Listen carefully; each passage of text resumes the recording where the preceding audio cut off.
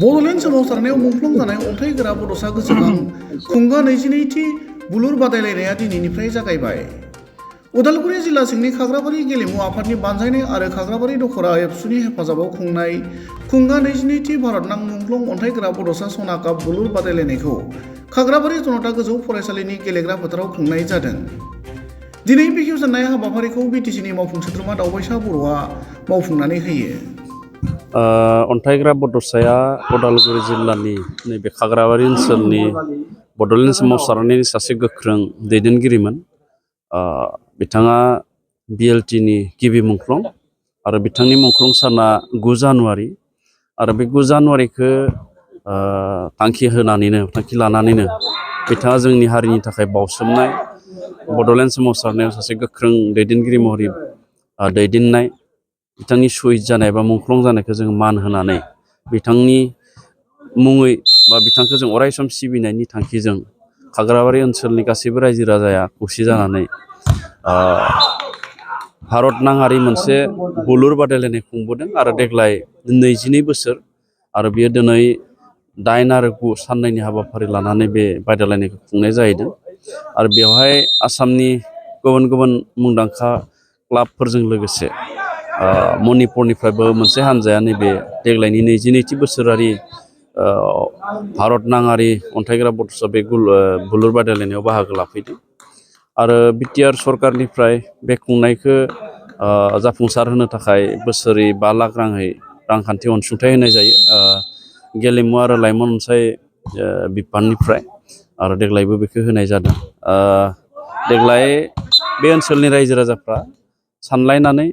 जिहेतु ओनसोलावनो डिमाकुसियाव बर' थुनलाइ आफादनि 64थि बोसोरसालिया जथुम्माया जागोन दा बेखौ नोजोर होनानै देग्लायनि बे बादायलायनायखौ बांद्राय गुवार लेभेलाव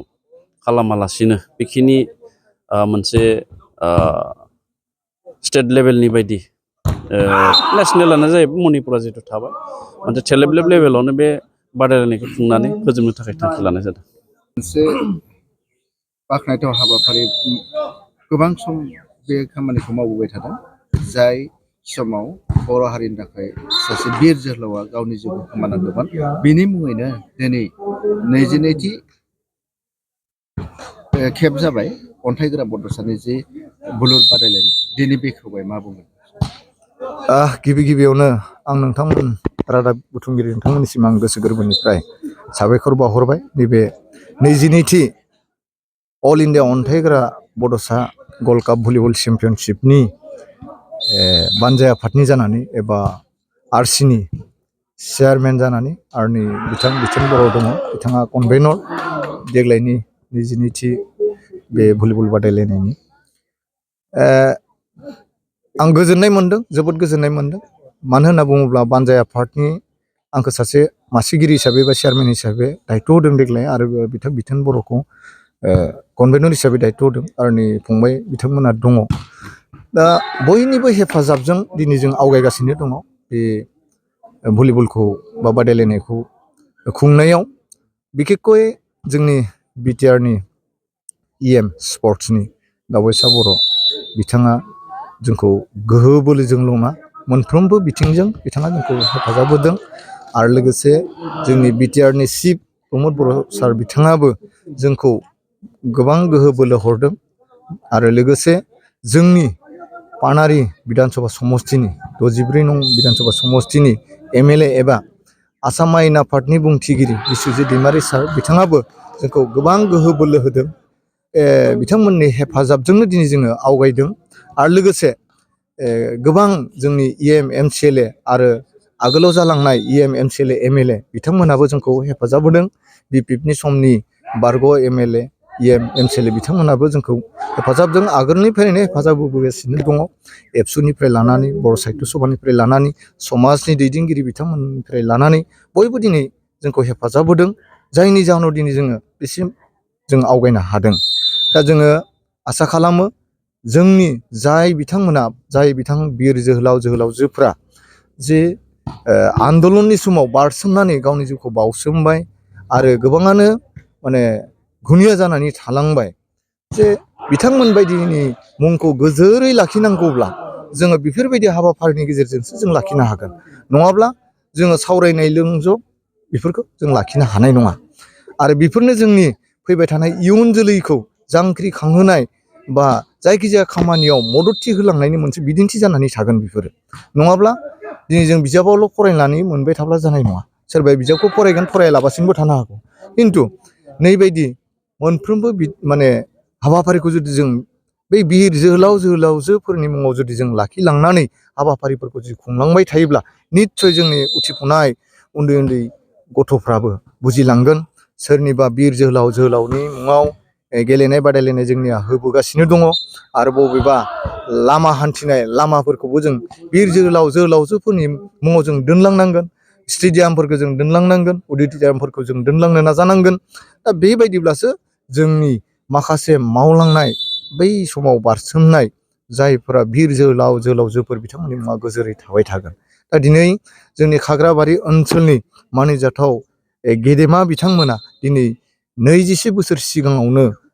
साननो रोंग्रोदोंमोन जे अन्थाइगोरा बड'साया जोंनि ओनसोलनिफ्राय जे दुलाराय बर' फरायसा आफादाव नेतृत्व होबोदोंमोन दैदेनबोदोंमोन जोंनि खाग्राबारि आनसलिक एबसुनिबो बिथाङा गाहाय नेहाथारि हिसाबै बिबान लानानै खामानि मावबोदोंमोन बिनि उनाव बिथाङा जोंनि मिथिनायाव दा बारग' बिटिसिनि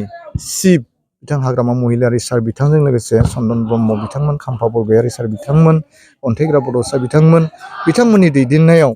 आरो जों माखासेनि मुंखौ जों मिथिला बिथांमोननि दैदेननायाव बिएलटि मुंनि हाथियारजों सोमावसारनाय मोनसे आफाद बिथांमोना जोनोम होदोंमोन 1992 मायथाइयाव आरो बिनि सिगाङावनो 1995निफ्रायनो बिथांमोना बेखौ प्लेन पलिसिखौ खालामदोंमोन दादोंमोन खिन्थु बै समावनो अबथिरा बिथाङा मुंख्लं जालांबाय अन्थाइग्रा बड'साया दा जायखिजाया बिथांनि मुंखौ जों गोजोरै लाखिनांगोन आरो बिथांनि मावनाय दांनायखौ जों सिगाङाव लानानै जोंबो आवगायलांनो नाजानांगोन जायखिजाया जों माने दिनैबो जों नाजागासिनो दङ जोंनि इयुननि उथिफुनाय बिथांमोनहाबो लाखिलांनो नाजानांगोन आरो जों गोजोननायखौ मोनदों बिथां अन्थाइग्रा बड'सानि मुङाव जिहेतु बेयाव बुलुर बादायलायनायखौ जों होयो बेयाव गोबां स्टेटनि एमएलए मिनिस्टार जोंनि बिटिआरनि इएम एमसिएलए चिफ बयबो मानाव गेदेर बिथांमोना बेवहाय बोसोराव सासेबाबो सानैबाबो जोंनि गेजेराव फैयो आरो बिथांमोना बे ओनसोलनि माखासे गोलैसोना थानाय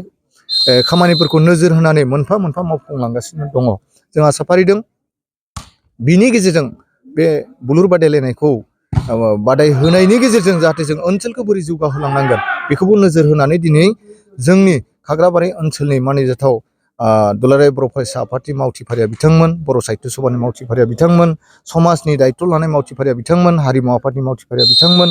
मोनफ्रोमबो राजखान्थि हान्जानि दैदेनगिरि बिथांमोन जाय जि दोलोआवनो थाया मानो बिथांमोनाबो ओनसोलनि जौगानायनि थाखाय जों बोरै खामानि मावलांनो हागोन बेखौ नोजोर बोनानै दिनै अन्थाइग्रा बड'सानि मुङाव भलिबल होनायनि गेजेरजों मावनो नाजागासिनो दङ जों आसा फारिदों फैबाय थानाय समाव बिनि गेजेरजों जों जाहाथे जोंनि खाग्राबारि ओनसोलखौबो जौगानायजों लोगोसे गुबुन गुबुन जायगाफोरखौबो जों जौगाहोलांनो हागोन जोंहा मिजिंथिनाय दङ बेखिनियानो दिनैनि जिथु बुलुर बादायनाय हाबाफारि बेयावहाय मा टिमा बाहागो लादों आरो मोनबेसे टिमा बाहागो लादों देग्लाय मोनदाइन भलिबल टिमखौ बेयाव हांख्रायनाय जादों आरो देग्लाय जोङो बांद्राय दिल्ली बा झारखन्ड इउपि बेफोरखौ जों लिंनाय जायाखै मानो होनना बुङोब्ला जोंनि बर'फोरनि हारिनि सिनस्रि हिसाबै जों जायखौ जों सानो बर' साहित्य सभा बे जोंनि जायगायावनो जादों जोंनि समस्थियावनो जादों डिमाकुसियावनो जादों बे हिसाबै आरो तारिखआबो एखेयावनो गोलैबाय अक्ट'आबो खारन दा नै एक्जिबिसना सोलिगासिनो दङ दाख्लैनिफ्रायनो दा बे हिसाबै जथेस्थ'खिनि माने जों साननो गोनां जादों जिथु खालार बे खालारा फिक्स नामा नोंथांमोननि जोंनिया बे खालारा फिक्स जानुवारिनि 7, 8, 9 बे सानथामखौ लाखानाय जायो आरो बेखौ जों दोरोद होनाय जाया बेनिखायनो साहित्य सभायाबो माखासे एंगारहायै जेंनानि थाखाय बोरैबा बेयाव लाफैनो गोनां जादों आरो जायखिजाया जों सनमान होनांगोन दा बेवहाय जोङो मोनदाइनखौ लिंदों जे बेयाव एसएफ दङ आसाम पुलिस दङ तिनिसुकिया दङ मणिपुर दङ बङाइगाव दङ तामुलपुर दङ आरो जोंनि मस्ट लकेल खाग्राबारि थाहैबाय आरो भेरगाव डिस्ट्रिक्टआ थाहैबाय बङाइगाव दङ बजालि दङ बिथांमोना जोबोद मोजां गेलेगिरि बिथांमोनखौ लानानै फैदों आसा फारिदों बिथांमोना जोबोद मोजां भाबै गेलेगोन आरो जोंनि जि बे ओनसोलनि रायजो राजानि सानथि आरो सान्थौ बा साननाय बेखौ जाफुंसार होगोन बा अन्थाइ गोरानि मुंखौ माने बुहुमाव सिनायथि होनायाव बिथांमोनाबो निस्सय जोंखौ एसेब्लाबो थुलुंगा होगोन, हेफाजाब होगोन। बे जिहेतु मुंख्लंनि मुङावहाय होनाय जि बुलुर बादायनाय बेयो नेसनेलहालागै लांनायनि माबा मोनसे सिन्था खालामदों। दाथ' नेसनेलानो बुंजागोन बेखौहाय, जिहेतु गुबुन गुबुन रायजोनिफ्राय फैयो गेलेनो, थेवबो बेखौ नेसनेलाइज खालामनायनि मोनसे माबा थांखि दङ। थांखियाथ' बेनो, मानो होनना बुङोबा गिबिनिफ्रायनो अल इन्डिया होननानै फोसावखानाय जादों। अल इन्डिया अन्थाइगोरा बड'सा होननानै बेखौ नामखौ होखानाय जादों। आरो बे हिसाबै बाहेरनिफ्रायनो जोङो मोनबा टिमखौ लिंहरखानाय जायो। दिल्लीखौ लिंहरनाय जायो, इउपि लिंहरनाय जायो, झारखन्ड लिंहरनाय जायो, बिथिं माने उत्तराखन्ड, बिथिंनि बे पान्जाबनि नर्थार्न रेलवे बिसोरखौबो बेवहाय लिंनाय जायो। जे थांखियाथ' बिराद गेदेर, बेखौ होखानानै दोनदों। आरो दिनै बे अन्थाइगोरा बिथांनि मुंखौ गोजोरै लाखिनो थाखाय आरो नेसनेल लेभेलाव लांनो थाखायनो नाजादों। आरो बेखौ हेफाजाब होनो थाखाय दिनै बिटिआरनि चिफ प्रमद बर' बिथाङाबो आवगायबोदों आरो स्टेटनिफ्रायबो बेखौ नाजागासिनो दङ। दिनै आं नोंथांमोननि सेराव आं फोरमायनानै आं गोजोननाय मोनो जे जोंहा थांनाय बोसोराव बिटिआरनि चिफ प्रमद बर' बिथाङा बेवहाय फैदोंमोन फाइनाल गेमखौ बेखेवनाय हिसाबै। आरो बिथाङा फोसावनानै गालांदों बेयाव जे बे ओनसोलनि थाखाय आरो बयबो भलिबल गेलेगिरि बिथांमोननि थाखाय जे बेयाव भलिबल एकाडेमि गायसननाय जागोन होननानै बिथाङा फोसावनानै गालांबाय। आरो दिनै बिथाङा माखासे प्रसेसनि गेजेरजों खामानिखौ मावगासिनो दङ। आरो जोंनि बिटिआरनि स्पर्ट्सनि EM मानगोनां बिथां दावबासा बर' सार बिथाङा बिनि थाखाय खामानि मावगासिनो दङ। आरो बिनि थाखाय हानिबो सार्भे जाबाय। हा बेवहाय 10 बिगासो हा नांगोन होननानै बुंनाय लेखायै 10 बिगा हाखौ इतिमध्ये माने सार्भे खालामबाय। बे हाखौ नामजारि खालामनायनि प्रसेसा सोलिगासिनो दङ। हानि जेरा एलटमेन्टआ फैगोन अब्लानो बे भलिबल एकाडेमियाबो जाफुंगोन। आरो लोगोसे गोजोनथाव खौरां, जोंनि मानगोनां बिटिआरनि EM बिथां आरो जोंनि 64 नं पानारि बिधान सभा समस्तिनि MLA एबा आसाम आयेन आफादनि बुंथिगिरि बिथां बिस्वजित दैमारि सार बिथांमोननि सावरायलायनायनि गेजेरजों, बिस्वजित दैमारि बिथांमोननि नाजानायनि गेजेरजों दिनै बेवहाय जोङो अन्थाइ गोरानि मुङै बिराद गेदेर मोनसे अडिट'रियाम मोननो थांगासिनो दङ। माबा अडिट'रियाम नङा, इनडोर स्टेडियाम। इनडोर स्टेडियामा बेयाव जानो थांगासिनो दङ। बेवहाय ओरैबायदि माने फेसिलिटि थागोन, बेयाव आलासिफोर थाफैनो हानाय, सिङावनो मिटिं खालामनो हानाय, माने सिङावनो जानाय थानायनि केपासिटि गासिबो थाजोबगोन। बेयाव बहुत खिथा इभेन्टनि खेला होनो हागोन, जेराव बेडमिन्टन गेलेहोनो हागोन, बेयावनो बक्सिं गेलेहोनो हागोन, बेयावनो भलिबल गेलेहोनो हागोन, गासै अल एभ्रिथिं बेयाव थाजोबगोन इनडोर स्टेडियाम। दा बियो गासै 12 कौटिनि इनडोर स्टेडियाम जानो थांगासिनो दङ। गाबोनो फाइनाल गेम जागोन। बे फाइनाल गेमाव नैयाव प्लेट बानायखाबाय। बिथांमोना गाबोनो बेखौ गायसनजेनसिगोन। बिस्वजित दैमारि सार बिथाङा गाबोन बेवहाय गायसनजेननाय हाबाफारिखौ लादों। निस्सय खम समनि गेजेराव बे लुफुं जासिगोन। अब्ला बे इनडोर स्टेडियामा जानाय लोगो लोगो जोंनि ओनसोलनिल' नङा, गोबां गोजान गोजाननि गेलेगिरि बिथांमोना गेलेनो हागोन। मोनफ्रोमबो इभेन्टआव बेयाव आराम गेलेनो हागोन। आरो लासैनो बियो मोजां मोनसे माबाजों थासारिजों थांनानै नेसनेल लेभेलाव थांनायनि लामायाव थांगासिनो दङ। आरो जों फैबाय थानाय समाव इनडोर स्टेडियामखौ बेखेवनायाव जोंनि बिटिआरनि चिफ मानगिरि बिथां आरो असम सरकारनि चिफ मिनिस्टार बिथाङाबो बेयाव फैनायनि खोथा। अब्लाथ' बिनि थाखाय आरो गोजोनथाव आरो मा थानो हागौ। जों बिनि गेजेरजों जोंनि अन्थाइगोरा बड'सा बिथांनि मुंखौ गोजोर लाखिनायजों लोगोसे जोंनि साननाय जि बड'फानि सिमां, बर' हारिखौ गेरेमसा दानायनि मोनसे माने साननाय, बैफोर हाबाफारिया बेफोरनि गेजेरजोंनो लासै लासै जाफुंलांगोन होननानै आं मिजिंथिनाय दं।